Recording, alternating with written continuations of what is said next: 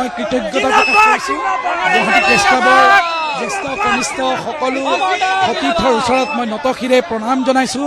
আপোনালোকে মোৰ প্ৰতি যি মৰম ভালপোৱা আৰু আশীৰ্বাদ দেখুৱালে তাৰ বাবে মই আজীৱন কৃতজ্ঞ হৈ ৰ'ম। যদিও এইটো এটা সৰু নিৰ্বাচন, গুৱাহাটী প্ৰেছ ক্লাবৰ নিৰ্বাচন, কিন্তু প্ৰেছ ক্লাব আমাৰ কাৰণে মন্দিৰ স্বৰূপ। প্ৰেছ ক্লাব আমাৰ কাৰণে অৱসৰৰ বিনোদনৰ কেন্দ্ৰস্বৰূপ। সকলো যি পৰিৱেশ বিনষ্ট হোৱাৰ অভিযোগ আহিছিল বা যেনেধৰণে গতি লাভ কৰিব লাগিছিল প্ৰেছ ক্লাবে কৰিব পৰা নাছিল বুলি কৈছিল, সেইখিনি কৰিবলৈ যত্ন কৰিম। কেইটামান সংকল্প ৰাখিছিলোঁ আপোনালোকৰ ওচৰত নিৰ্বাচনী প্ৰচাৰলৈ যোৱাৰ সময়ত, সেই সংকল্পসমূহ আমি বাস্তৱায়িত কৰাৰ কাৰণে চেষ্টা কৰিম। আৰু প্ৰথম কথা আপোনালোক সকলোৰে অভিযোগ আছিল যে আপোনালোকে হাতত পোৱা প্ৰেছ কাৰ্ডখন খুবেই বেয়া। মই প্ৰতিশ্ৰুতি দিছোঁ, আমি দায়িত্ব লাভ কৰাৰ পিছত নিশ্চয়কৈ ইয়াত সভাপতিৰ অনুমতিৰ কথা থাকিব, নিশ্চয়কৈ এক্সিকিউটিভ কমিটিৰ অন্যান্য সদস্যসকলৰ অনুমতিৰ কথা থাকিব।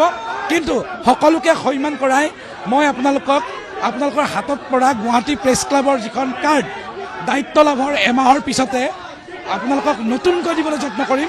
কোনো পইচা দিব নালাগে, একে পূৰ্বতে দিয়া পইচাত আপোনালোকে এতিয়াৰ পৰা কাৰ্ডখন ঘূৰাই দিব, নতুন কাৰ্ড এখন লৈ যাব। মই এইটো ব্যৱস্থা আপোনালোকক